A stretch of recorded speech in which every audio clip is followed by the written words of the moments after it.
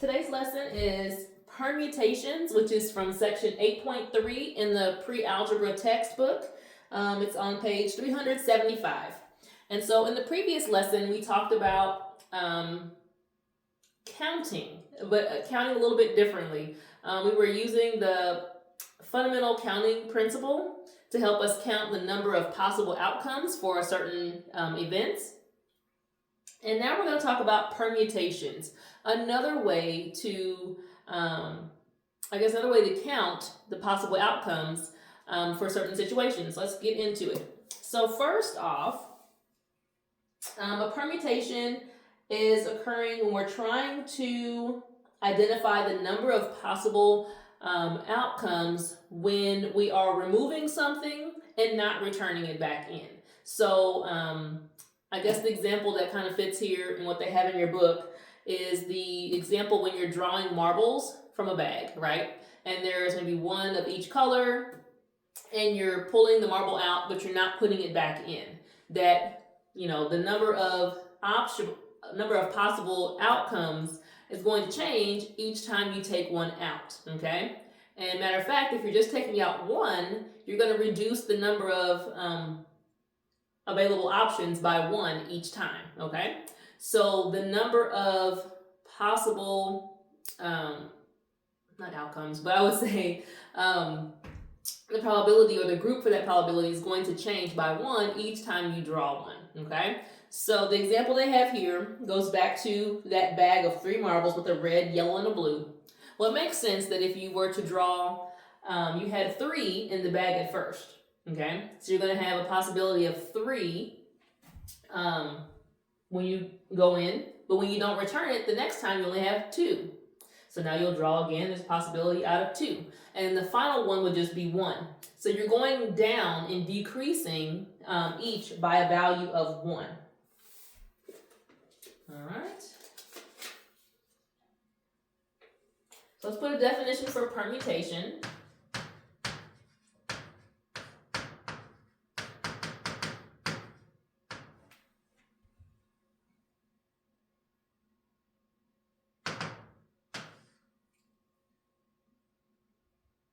And I'm trying to keep it as close to your book's definition as I can. They've got it listed as just kind of like the order in which objects can be arranged.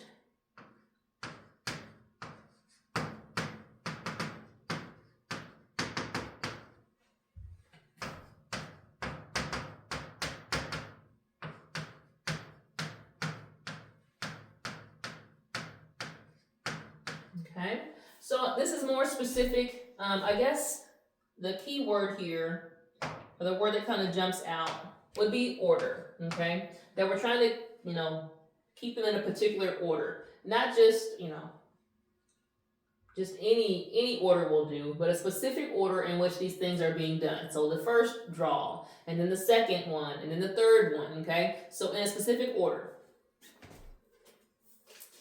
All right, so in the case of the example with the marbles, if there were 3 marbles in the bag,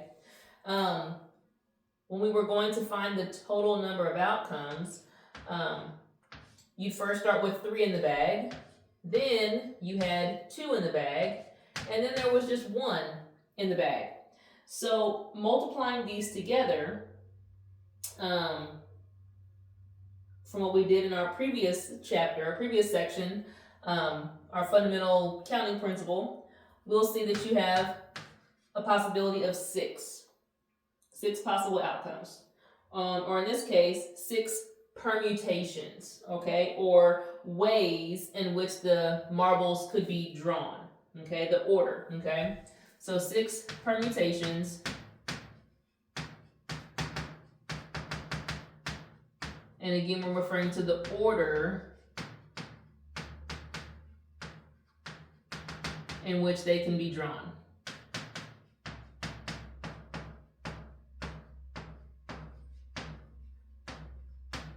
Okay.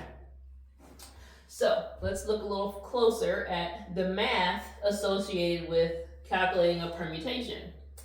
Notice that we started with 3, went down to 2, then went down to 1. Another way to write this when you're multiplying in succession here, decreasing in that way, is what's called factorial. Okay, so let's talk about what it means when we use the term factorial. And this is on page 376 in your book.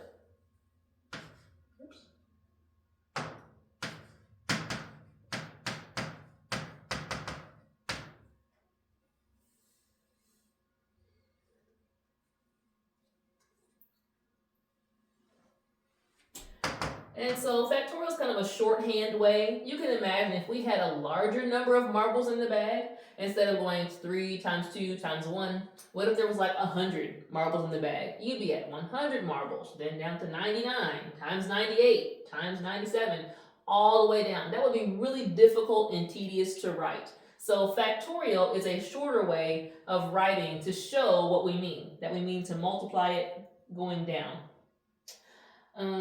Let's see.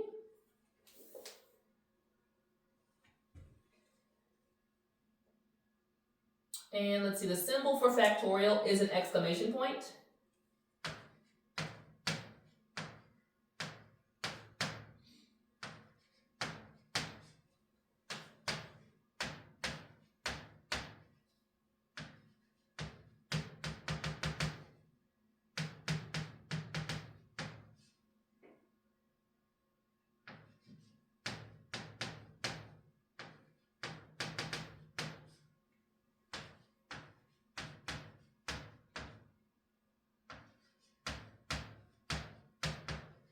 All right, and this isn't the definition in your book, but just a way for you to have it in your notes so it kind of can remind yourself later on what we're talking about. It's, again, a short way to write or to show when you're multiplying decreasing values all the way down to 1, okay? So the example would be 3 exclamation point, okay? That is read as 3 factorial, and we would know that means to take 3 times 2 times 1, okay? Which we know is equal to 6. Another example, they have a couple examples there on that page with 5 factorial and 4 factorial. Let's take a look at the actual example. Example 8.3a.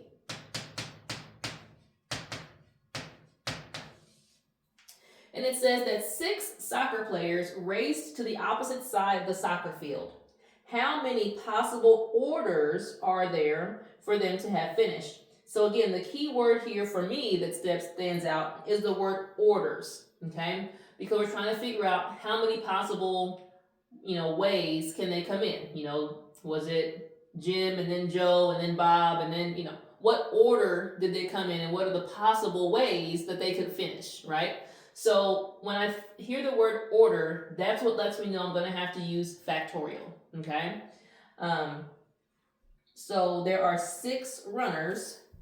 So then, because they're asking me specifically about the order, then the possible orders that they could finish, I know I'm doing 6 factorial.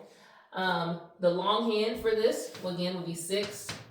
Oops, we kind of stopped using the x, but 6 times 5 times 4 times 3 times 2 times 1, okay? Now your calculator also has a factorial button. You have to look around for it. It might be, written in a different color that you have to push the second or the shift to get to it. But your calculator should have one. And then the total comes out to be 720, which means there are 720 different ways that the racers could finish, or the order that the racers could finish in. That's a lot. You could imagine trying to write this out with a chart or trying to make a list of all the possible ways or a diagram. It would be really huge. So having the understanding that we can use factorial as a way to get there shortens the process. All right, so we're going to stop here for today, and then we're going to finish this section in the next class.